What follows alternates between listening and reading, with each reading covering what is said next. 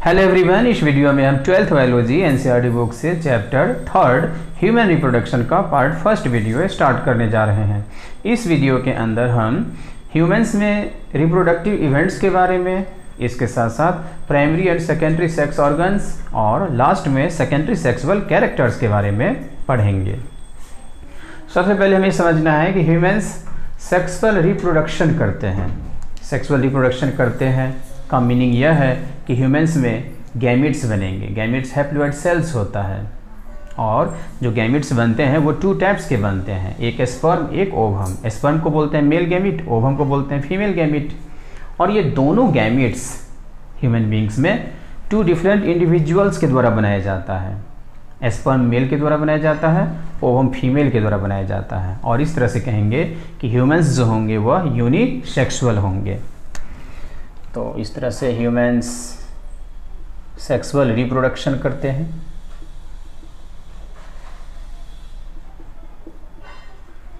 Unisexual होते हैं, means sex separate होता है। और इसके साथ साथ ह्यूमन बींग्स विविपेरस होते हैं। विविपेरस का क्या मीनिंग है? ह्यूमन बींग्स में इम्ब्रियो का डेवलपमेंट, जाइगोट से जो इम्ब्रियो बनता है तो इम्ब्रियो का डेवलपमेंट फीमेल के बॉडी के अंदर होता है। और इम्ब्रियो से जब यंग बन जाता है तो फीमेल सीधे यंग को जन्म देती है। और वैसे एनिमल को ही बोलते हैं विविपेरस। तो ह्यूमंस सहित जो अदर मैमल्स होते हैं वो जनरली विविपेरस होते हैं। अब हमें समझना है कि जो रिप्रोडक्टिव इवेंट्स होते हैं ह्यूमन बींग्स में, रिप्रोडक्टिव इवेंट्स ऑफ ह्यूमंस में जो रिप्रोडक्टिव इवेंट्स होते हैं उसके बारे में हमें समझना है। तो रिप्रोडक्टिव इवेंट्स में बहुत सारे प्रोसेसेस, कुछ फेनोमेनस देखने को मिलते हैं। जो फर्स्ट स्टेप है या फर्स्ट प्रोसेस है वह है गैमीटोजेनेसिस।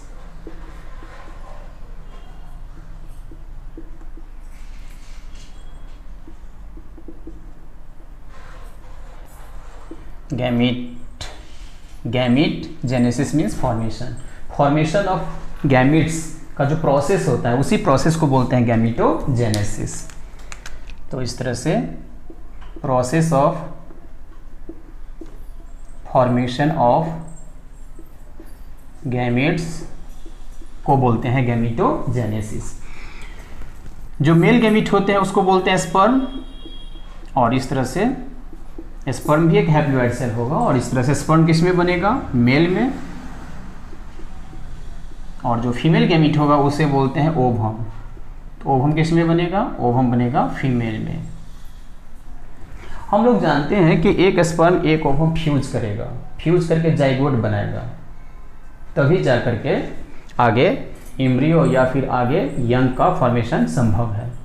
और हम ये भी जानते हैं कि स्पर्म मेल में बन रहा है जो एक सेल है, ओवम जो एक सेल है वो फीमेल के बॉडी के अंदर बन रहा है। इसका यह मतलब है कि मेल के द्वारा स्पर्म को फीमेल के रिप्रोडक्टिव ट्रैक्ट में, जेनेटल ट्रैक्ट में ट्रांसफ़र करना होगा। इसलिए जो सेकेंड स्टेप होगा वह सेकेंड स्टेप कहलाएगा इंसेमिनेशन।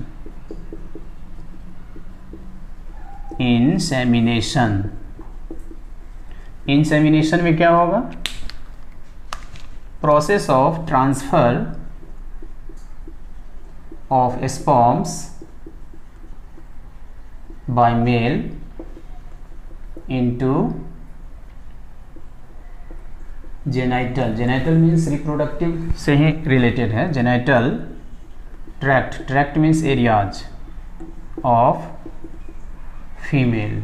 तो फीमेल के जेनेटल ट्रैक्ट्स में स्पर्म को ट्रांसफ़र किया जाएगा, इसी प्रोसेस को बोलते हैं इंसेमिनेशन।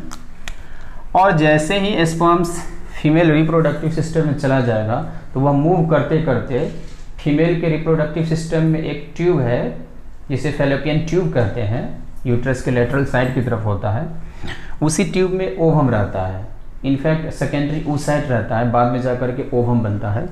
तो यह स्पर्म सेकेंडरी oocyte के पास चला जाता है, मोटे तौर पर अगर बोले तो ओवम के पास चला जाता है। और एक स्पर्म अब एक ओवम के साथ फ्यूज कर जाएगा। फ्यूज करने से एक डिप्लॉयड सेल बनेगा जिसे जाइगोट कहेंगे। तो एक स्पर्म और एक ओवम के फ्यूजन के प्रोसेस को ही बोलते हैं फर्टिलाइजेशन। फर्टिलाइजेशन, तो फर्टिलाइजेशन क्या है? Process of fusion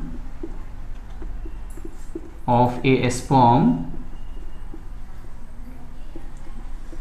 and an ovum, जिससे क्या बनेगा? एक सेल बनेगा, डिप्लॉयड सेल, जिसे जाइगोट कहते हैं। इसी प्रोसेस को बोलते हैं फर्टिलाइजेशन। अब जो नेक्स्ट स्टेप है वह है क्लीवेज। क्लीवेज को सेगमेंटेशन भी कहते हैं। क्लीवेज एक ऐसा फेनोमेनन है जिसमें जाइगोट का रिपीटेड माइटोटिक डिविजन्स होता है, और जाइगोट के रिपीटेड माइटोटिक डिविजन्स होने के कारण क्या होगा? जैसे ये जाइगोट क्या है? एक डिप्लॉयड सेल है, तो इसका रिपीटेड माइटोटिक डिविजन्स होगा जिससे कई इम्ब्रियो बनेंगे। जो एक इम्ब्रियो बनता है उसे बोलते हैं मोरुला। मोरुला जो एक इम्ब्रियो है उसमें जो सेल्स होंगे, तो मोरुला के सेल्स में डिवीजन माइटोसिस के द्वारा ही कंटिन्यूज रहेगा, जारी रहेगा, जिससे क्या होगा? ये मोरुला आगे जाकर के चेंज कर जाएगा, बदल जाएगा एक नए इम्ब्रियो में, न्यू इम्ब्रियो में, जिसे हम बोलेंगे ब्लास्टोसिस्ट। तो ब्लास्टोसिस्ट क्या है? ब्लास्टोसिस्ट एक इम्ब्रियो है। और इस तरह से कह सकते हैं कि क्लीवेज जाइगोट बनने के साथ शुरू होता है और ब्लास्टोसिस्ट बनने के साथ ही समाप्त हो जाता है। ब्लास्टोसिस्ट में जितने भी सेल्स हैं सारे के सारे सेल्स हैं डिप्लॉयड, क्योंकि जितनी बार डिवीजन हो रहा है उतनी बार हो रहा है माइटोसिस के द्वारा। माइटोसिस क्रोमोसोम्स के नंबर को सेम रखता है। और अब जो फिफ्थ स्टेज है या स्टेप है उसे बोलते हैं इम्प्लांटेशन। इम्प्लांटेशन क्या है? इम्प्लांटेशन एक ऐसा प्रोसेस है जिसमें ब्लास्टोसिस्ट यूट्रस के वॉल में इम्बेडेड हो जाते हैं, धंस जाते हैं। जाइगोट फैलोपियन ट्यूब में बनता है, फर्टिलाइजेशन फैलोपियन ट्यूब में होता है, लेकिन जाइगोट का जैसे ही डिवीजन शुरू हो जाता है तो उसके बाद जो इम्ब्रियो बनते हैं वो फैलोपियन ट्यूब से खिसक कर, मूव कर वो यूट्रस की तरफ आते जाते हैं, और अल्टीमेटली जो ब्लास्टोसिस्ट है वह यूट्रस के यूट्रीन कैविटी में आ जाते हैं, जहाँ से ब्लास्टोसिस्ट यूट्रस की वॉल में इम्बेडेड हो जाते हैं, धंस जाते हैं, और इसी प्रोसेस को बोलते हैं इम्प्लांटेशन। तो यह क्या है? यह एक प्रोसेस है by which blastocyst gets embedded। embedded का मतलब क्या होता है? धंस जाना। in the uterine wall।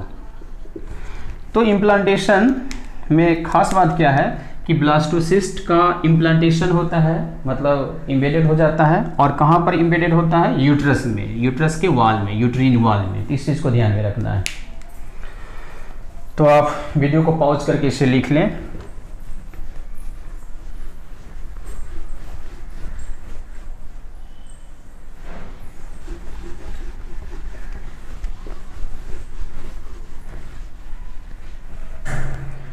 जो अब सिक्स्थ स्टेप है वह है एम्ब्रियोनिक डेवलपमेंट।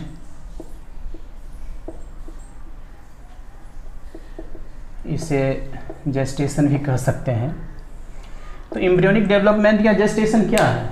तो जेस्टेशन एक पीरियड ऑफ टाइम है, मतलब एक टाइम को शो करता है, पीरियड ऑफ टाइम है, जिसमें क्या होता है? जो ब्लास्टोसिस्ट बना है, जो ब्लास्टोसिस्ट एक एम्ब्रियो है बना है, इस पीरियड ऑफ टाइम से जब ब्लास्टोसिस्ट होके पास करेगा, गुजरेगा, तो एक जन्म से पहले, बर्थ से पहले एक इंडिविजुअल बनेगा जिसे हम बोलेंगे फीटस। फीटस बोलेंगे, प्रीनेटल चाइल्ड को बोलते हैं फीटस। बाद में यह फीटस पूरी तरह से डेवलप हो करके बना देगा एक यंग। यंग मीन्स क्या होता है, शिशु, बेबी बना देता है। तो ब्लास्टोसिस्ट से जब एक पूरी तरह से यंग बनकर पूरी तरह से तैयार हो जाएगा तो इसे ही हम बोलेंगे एम्ब्रियोनिक डेवलपमेंट। और इनफैक्ट जो जेस्टेशन होता है वह जायगोट से लेके, जायगोट जब एक यंग में पूरी तरह से चेंज कर जाता है, कन्वर्ट कर जाता है, और जायगोट से एक यंग बनने में जितने समय लगते हैं ऑलमोस्ट 9 मंथ्स लगते हैं, इस पूरे पीरियड ऑफ टाइम को ही बोलते हैं जेस्टेशन। और अब जो लास्ट स्टेप है रिप्रोडक्टिव इवेंट्स में वह है पार्ट्यूरेशन। पार्ट्यूरेशन पार्ट्यूरेशन में क्या होगा, जो एक यंग या बेबी पूरी तरह से बन के तैयार हो गया है तो अब फीमेल के रिप्रोडक्टिव सिस्टम में बर्थ कैनाल, सर्विक्स और वेजाइना को एक साथ बोलते हैं बर्थ कैनाल, तो फीमेल के रिप्रोडक्टिव सिस्टम के बर्थ कैनाल से होते हुए या जो यंग है वह बाहर हो जाएगा, बाहर निकल जाएगा, डिलीवरी हो जाएगा। तो यह क्या है, यह एक ऐसा प्रोसेस है जिसमें delivery of young through birth canal, birth canal होते हुए यंग का डिलीवरी होगा, मीन्स यंग जो है वो बाहर निकल जाएंगे, इसे हम बोलते हैं पार्ट्यूरेशन। तो इस तरह से यह लास्ट स्टेप था रिप्रोडक्टिव इवेंट्स में। अब हमें समझना है एक टर्म है जिसे हम बोलते हैं प्यूबर्टी। प्यूबर्टी के बारे में समझना है। प्यूबर्टी, ये ह्यूमन रिप्रोडक्शन में यह वर्ड कई बार सुनने को मिलेगा। किसी भी एक सेक्सुअली रिप्रोड्यूसिंग ऑर्गेनिज्म के पूरे लाइफ स्पान को 3 फेजेज में डिवाइड किया जाता है, सेक्सुअल रिप्रोडक्शन करता है या नहीं। लाइफ स्पान का वह फेज जिसमें रिप्रोडक्शन नहीं करता है उसे बोलते हैं जुवेनाइल फेज, और उसके बाद जो सेक्सुअल रिप्रोडक्शन जहाँ से शुरू करता है, जब शुरू करता है तो उस फेज को बोलते हैं रिप्रोडक्टिव फेज, और जब सेक्सुअल रिप्रोडक्शन समाप्त हो जाता है तो बाद वाले फेज को बोलते हैं सीनेसेंट फेज। रिप्रोडक्टिव फेज का जो अर्ली पीरियड होता है, मीन्स रिप्रोडक्टिव फेज जैसे ही शुरू होता है तो शुरुआती का जो कुछ पीरियड होता है, टाइम होता है, उसे ही हम बोलते हैं प्यूबर्टी। और प्यूबर्टी में क्या होता है, प्यूबर्टी में सेक्स ऑर्गन्स पूरी तरह से डेवलप हो जाते हैं और वो फंक्शनल हो जाते हैं, काम करना शुरू कर देता है। जैसे मेल में टेस्टिस और फीमेल में ओवरी, वो काम करना शुरू कर देते हैं, गैमेट्स और हार्मोन्स, सेक्स हार्मोन्स बनाना शुरू कर देते हैं। तो इसके बारे में क्या लिख सकते हैं, early period of reproductive phase. अब हमें समझना है कि मेल में मेल रिप्रोडक्टिव सिस्टम, फीमेल में फीमेल रिप्रोडक्टिव सिस्टम के अंतर्गत बहुत सारे ऑर्गन्स हैं, और इन ऑर्गन्स को मेनली 2 पार्ट्स में डिवाइड किया जाता है। तो इस तरह से जो रिप्रोडक्टिव ऑर्गन्स होंगे मेल के या फीमेल के, उसे 2 पार्ट्स में डिवाइड करेंगे। एक जिसे हम बोलेंगे primary sex organs, primary sex organs को ही बोलते हैं गोनाड्स, और जो सेकेंड है उसे हम बोलते हैं secondary sex organs. Primary sex organs वैसे सेक्स ऑर्गन्स होते हैं मेल के या फीमेल के जो गैमेट्स और सेक्स हार्मोन्स प्रोड्यूस करते हैं, बनाते हैं। They produce both gametes and sex hormones. और प्राइमरी सेक्स ऑर्गन्स के जो एग्जाम्पल होंगे वह मेल में टेस्टिस, मेल का जो टेस्टिस होगा, सिंगुलर में बोलते हैं टी के बाद IS, और प्लूरल में बोलना होगा तो I की जगह E कर देंगे। तो एक मेल में 2 टेस्टिस, फीमेल में भी उसी तरह से 2 ओवरी। तो टेस्टिस किस में हो जाएगा, मेल रिप्रोडक्टिव सिस्टम में टेस्टिस को बोलेंगे प्राइमरी सेक्स ऑर्गन, और उसी तरह से ओवरी को बोलेंगे प्राइमरी सेक्स ऑर्गन। अब ये जो प्राइमरी सेक्स ऑर्गन्स होते हैं जैसे टेस्टिस या ओवरी, इनका 2 काम होता है। जैसे मान लेते हैं कि टेस्टिस है तो इसका 2 काम होगा। पहला काम होगा कि यह सेक्स हार्मोन्स बनाएगा, और मेल के टेस्टिस के द्वारा जो सेक्स हार्मोन्स बनाए जाते हैं उसे बोलते हैं एंड्रोजन्स। ये इंपॉर्टेंट है। एंड्रो वर्ड का मतलब ही होता है मेल। एंड्रोजन्स को क्या बोलेंगे? A group of male sex hormones. और एंड्रोजन्स में जो सबसे मोस्ट एक्टिव हार्मोन है या मोस्ट इंपॉर्टेंट हार्मोन है उसे हम बोलते हैं टेस्टोस्टेरोन। नाम से स्पष्ट है, टेस्टो मीन्स टेस्टिस। और टेस्टिस का जो सेकेंड काम है वह गैमिट्स बनाना है। गैमिट्स में कौन सा गैमिट्स बनाएगा? स्पर्म्स बनाएगा। एक बार जब एंड्रोजन्स या टेस्टोस्टेरोन बन जाते हैं तो यह न सिर्फ स्पर्म के बनने के प्रोसेस को शुरू करते हैं, स्पर्मेटोजेनेसिस को शुरू करते हैं, बल्कि जितने भी सेकेंडरी सेक्स ऑर्गन्स होते हैं मेल के, और इसके साथ साथ सेकेंडरी सेक्सुअल कैरेक्टर्स, उनके डेवलपमेंट बनाने में और बन जाने के बाद उस स्ट्रक्चर्स को मेंटेन करता है। जिस रूप में बना है, जिस फॉर्म में जो स्ट्रक्चर बना है, उस स्ट्रक्चर को उसी रूप में आगे भी मतलब पूरे होल लाइफ उसको मेंटेन करके रखेगा, बना करके रखेगा। उसके लिए एक वर्ड यूज करते हैं मेंटेनेंस।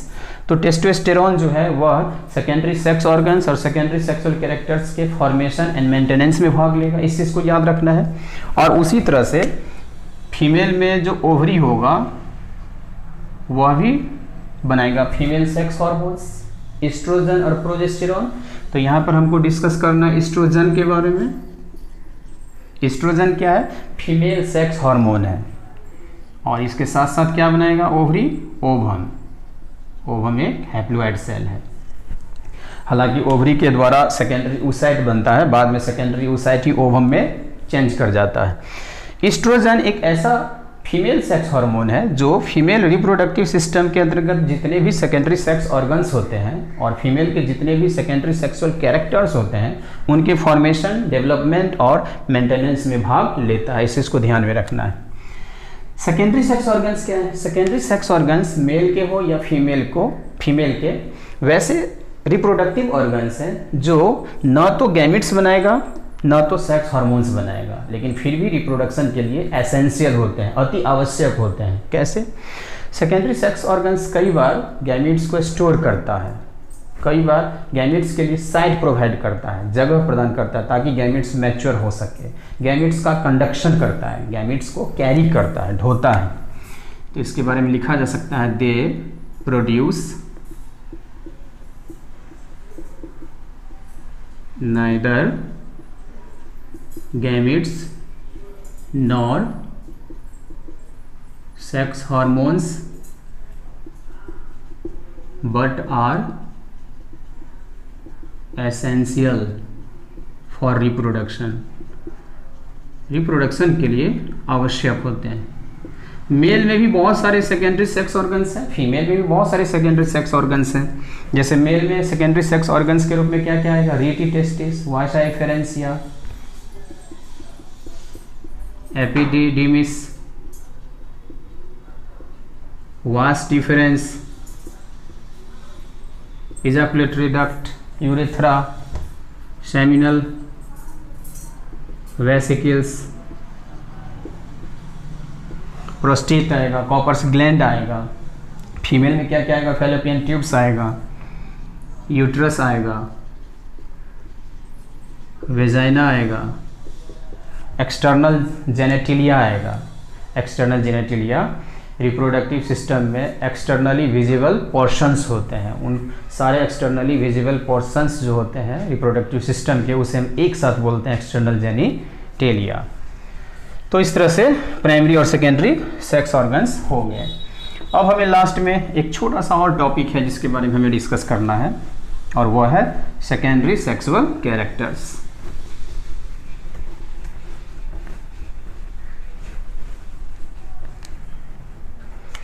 तो अब लास्ट में है सेकेंडरी सेक्सुअल कैरेक्टर्स। इसके लिए एक वर्ड यूज करते हैं एक्सटर्नल भी, इसके लिए वर्ड यूज करते हैं एक्सेसरी भी, और सेकेंडरी वर्ड तो यूज करते ही हैं।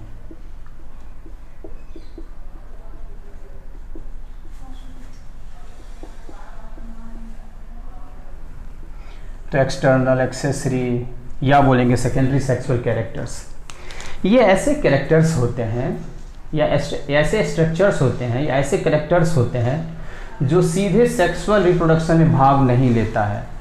There is no direct role of secondary sexual characters in sexual reproduction of human beings.